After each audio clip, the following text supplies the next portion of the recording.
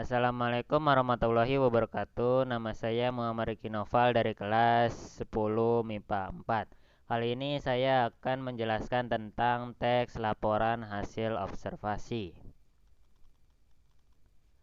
Pengertian teks laporan hasil observasi. Teks laporan hasil observasi adalah teks yang memberikan informasi secara umum tentang sesuatu berdasarkan fakta dari hasil pengamatan secara langsung. Jadi pengamatan atau biasa disebut observasi itu dilakukan oleh si pengamat dengan terjun langsung ke lapangan untuk mengetahui sebuah informasi yang ada.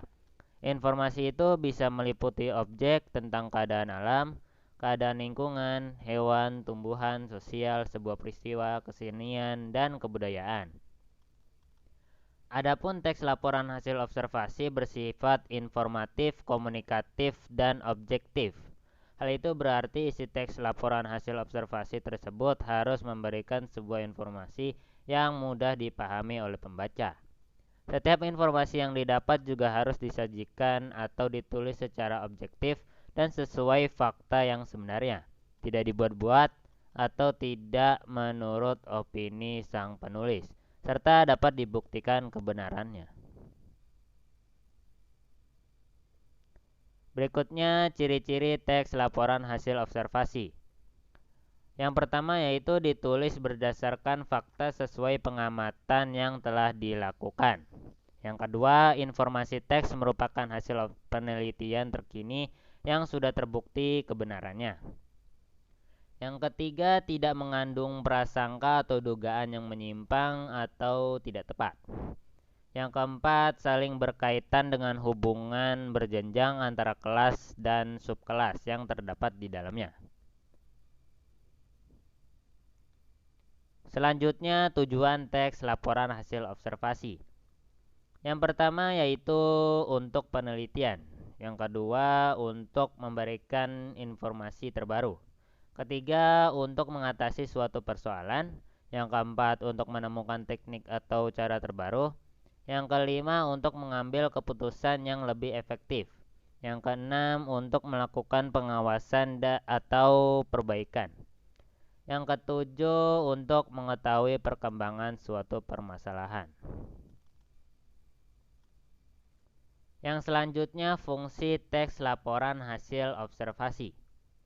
Sesuai namanya yaitu berfungsi melaporkan hasil pengamatan dari suatu kegiatan atau penelitian.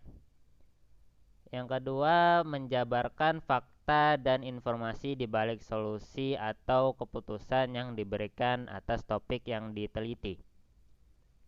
Fungsi yang ketiga sebagai sarana dokumentasi suatu kegiatan atau penelitian.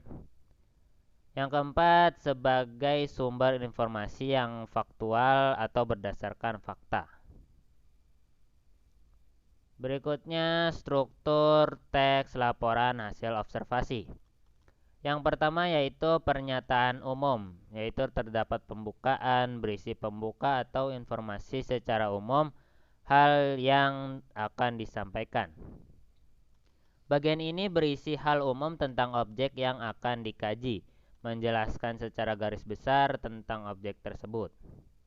Yang kedua yaitu deskripsi bagian, yaitu terdapat isi, rincian, pembahasan, dan penjelasan secara lebih detail. Yang ketiga yaitu deskripsi manfaat, yaitu berisi fungsi atau manfaat setiap objek yang diamati dalam kehidupan. Berikut ini adalah contoh teks laporan hasil observasi tentang pendidikan. Yang bagian pertama yaitu pernyataan umum. Teknologi dalam bidang pendidikan berperan penting dalam membantu pengajar mencapai tujuan pembelajaran. Dari tahun ke tahun, penyampaian materi di kelas lebih mengalami banyak perubahan. Tidak ada lagi papan tulis dan kapur karena sudah diganti spidol. Sehingga ruangan kelas tidak berdebu.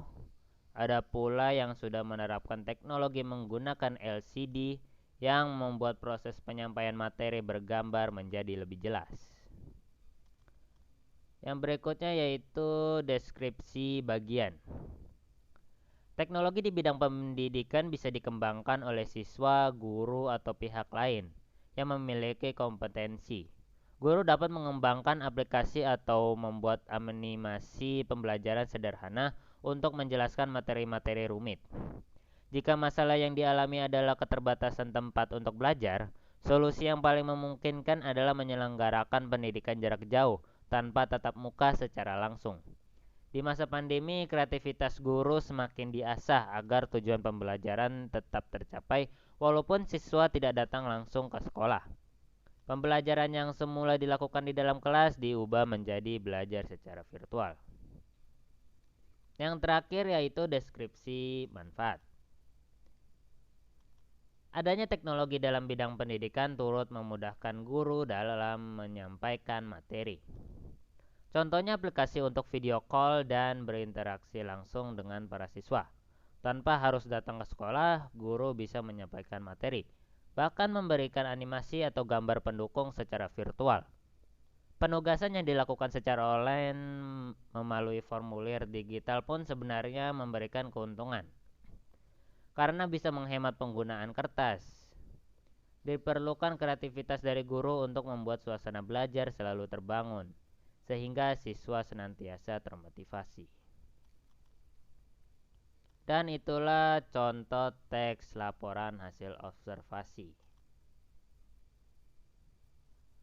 Yang berikutnya yaitu kaidah kebahasaan teks laporan hasil observasi. Yang pertama, kata umum atau hipernim dan kata khusus atau hiponim dalam pengklasifikasian. A. Benda, kata umum atau hipernim, diklasifikasikan menjadi dua, yaitu benda hidup, kata umum atau hiponim, dan benda mati, kata khusus atau hiponim. Yang B. Benda hidup, kata umum atau hipernim, dikelompokkan menjadi dua, yaitu tumbuh-tumbuhan, kata khusus atau hiponim dari benda hidup, dan binatang, kata khusus atau hiponim dari benda hidup. Yang C. Tumbuh-tumbuhan, kata umum atau hipernim dapat dikelompokkan menjadi tumbuhan berbunga, kata khusus atau hiponim dari kata tumbuh-tumbuhan. Dan tumbuhan tidak berbunga, kata khusus atau hiponim dari kata tumbuh-tumbuhan. Berikutnya yang D. Binatang, kata umum atau hipernim, diklasifikasikan menjadi vertebrata atau bertulang belakang, kata khusus atau hiponim dari kata binatang, dan invertebrata atau tidak bertulang belakang, kata khusus atau hiponim dari kata binatang. Berikutnya kaidah kebahasaan teks laporan hasil observasi yang kedua yaitu menggunakan verba atau kata kerja, baik verba aktif maupun verba pasif. Misalnya membagi, mengelompokkan, mengklasifikasikan, atau verba aktif dibagi, dikelompokkan, diklasifikasikan, atau verba pasif. Yang ketiga, menggunakan kata bersinonim, yakni kata-kata yang mempunyai makna yang sama. Misalnya kata membagi bersinonim dengan kata mengkelompokkan dan mengklasifikasikan. Yang keempat, menggunakan kata berantonim, yakni kata-kata yang mempunyai makna berlawanan.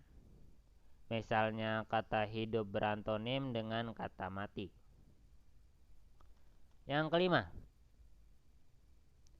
perubahan verba atau kata kerja menjadi nomina atau kata benda. Misalnya, membagi atau verba berubah menjadi pembagian atau nomina.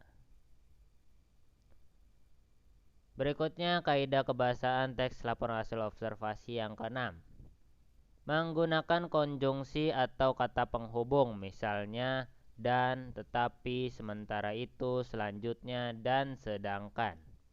Masing-masing konjungsi itu memiliki fungsi masing-masing. Yang ketujuh, menggunakan kata simpleks dan kompleks. Kalimat simpleks ialah kalimat yang hanya terdiri atas satu struktur dengan satu verba utama. Contohnya, tumbuh-tumbuhan tergolong ke dalam makhluk hidup. Sedangkan kalimat kompleks adalah kalimat yang terdiri atas dua struktur atau lebih dengan dua verba atau lebih. Contohnya, tanaman kacang itu akan tumbuh subur apabila petaninya rajin menyiramnya. Terima kasih, itu saja. Wassalamualaikum warahmatullahi wabarakatuh.